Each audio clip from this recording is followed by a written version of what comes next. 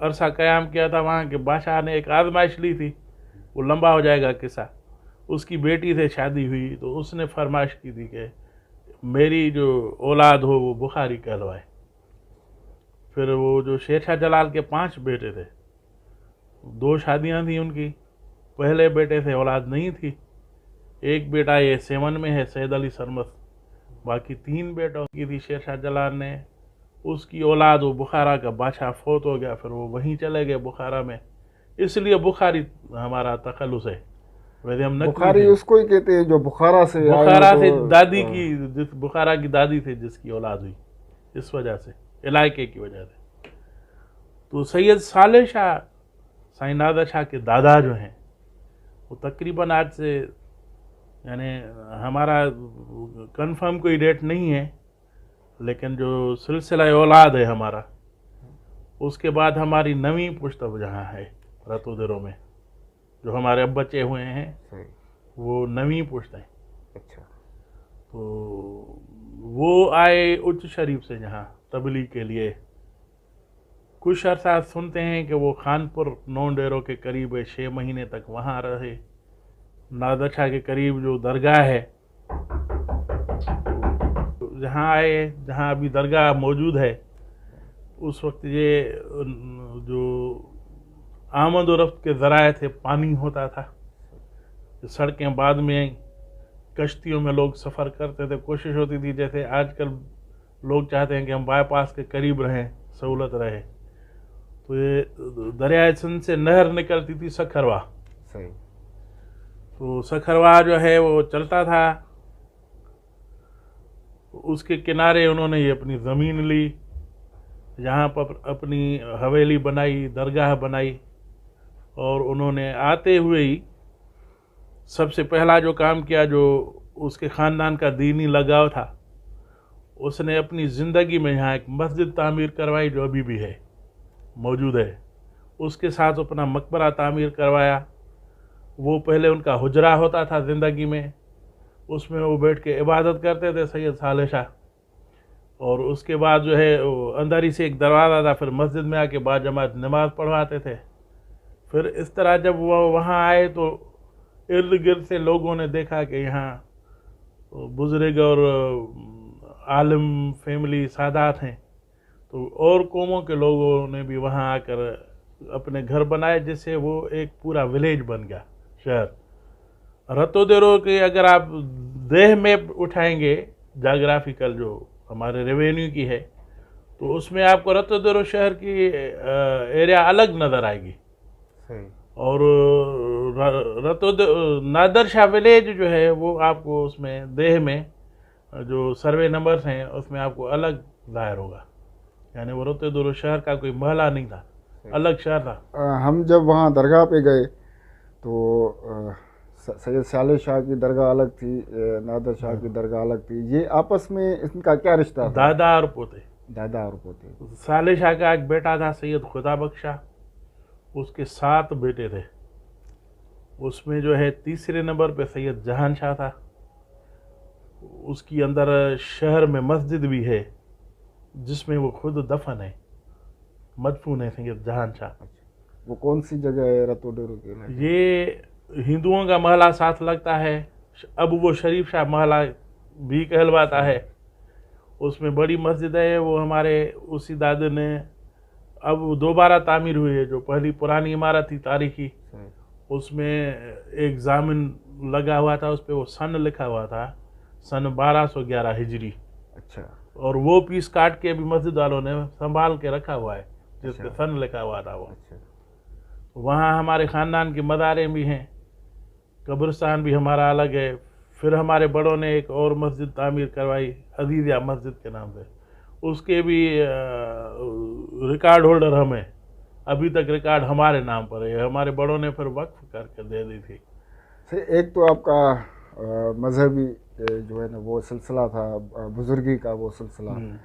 दूसरा रतोडेरो की सियासत पे हम आएंगे तो आपके ख़ानदान का जो है वो भी नाम आता है, ख़ास तौर पे शहीद जुल्फ़कार अली भुट्टो का जो दौर था, तो उसके हवाले से हमें कुछ बताएं, या इससे पहले भी कोई जी, इससे पहले भी कोई ऐसी आपका सिलसिला जी था जी बिल्कुल। अंग्रेज के दौर का, जी अगर जी वो भी बिल्कुल आपके पास ऐसी कोई जानकारी हो तो वो भी हमें बिल्कुल मालूमात एविडेंस है।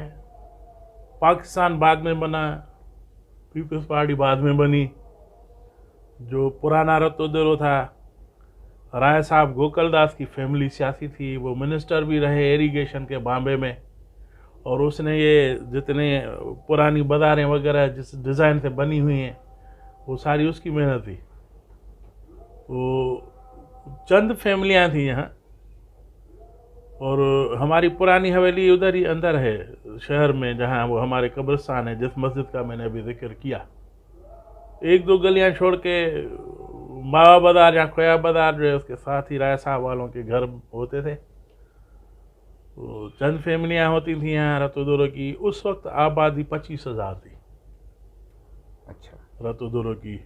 उस वक्त टाउन कमेटी होती थी, टाउन कमेटी होती वहाँ है जहाँ 10,000 से 25,000 की आबादी हो।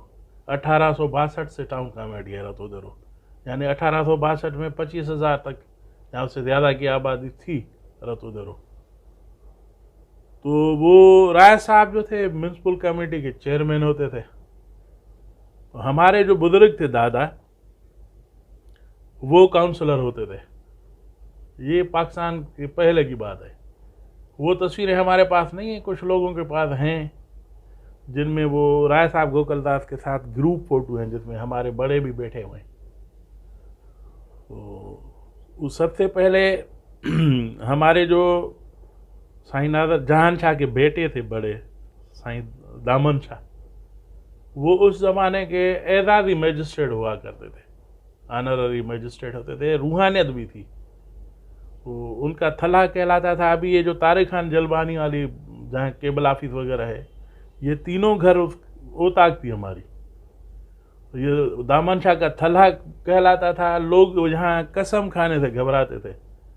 रूहानियत थी, कोई भी जुर्म होता था शहर में, लोग कहते थे कि भाई दामन शाह के थले पे चलो, वहाँ कसम उठाओ। वो नहीं उठाते थे लोग, क्योंकि जो मुजरिम होता था उसको कोई ना कोई सज़ा हो जाती थी।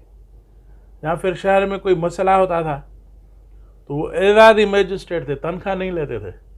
वो फैसला जो है अंग्रेज गवर्नमेंट हमारे उस परदादा साईं दामन शाह के पास भेजती थी। वो जो फैसला करते थे वो अप्रूव होता था। उसके बाद फिर उनके जो फर्जंद हुए, 4 फर्जंद थे दामन शाह के। एक साईं अल्लाह रखियो शाह था, उसने शादी नहीं की थी, वो रूहानी आदमी था, मराकबे में रहता था, इबादत गुजार था। उसके बाद दूसरा बेटा था उसका, शाह मुराद था। वो उसका भी कोई इतना रोल नहीं था। लेकिन फिर उसके जो 2 बेटे थे, सैयद शाह मर्दान शाह फिर कमेटी के मेंबर बने दामन शाह के बाद। वो राय साहब गोकलदास के साथ जो उस वक्त लोकल सियासत होती थी, वो और कोई सियासत तो होती नहीं थी। तरक्की की, सिर्फ शहर में क्या करना है, क्या डेवलपमेंट करवानी है, क्योंकि उस वक्त ये कंपटीशन नहीं थी सियासी। सिर्फ यही सोचते थे कि शहर को कैसे डेवलप करना है। उसमें वो रहे जब तक जिंदगी रहे।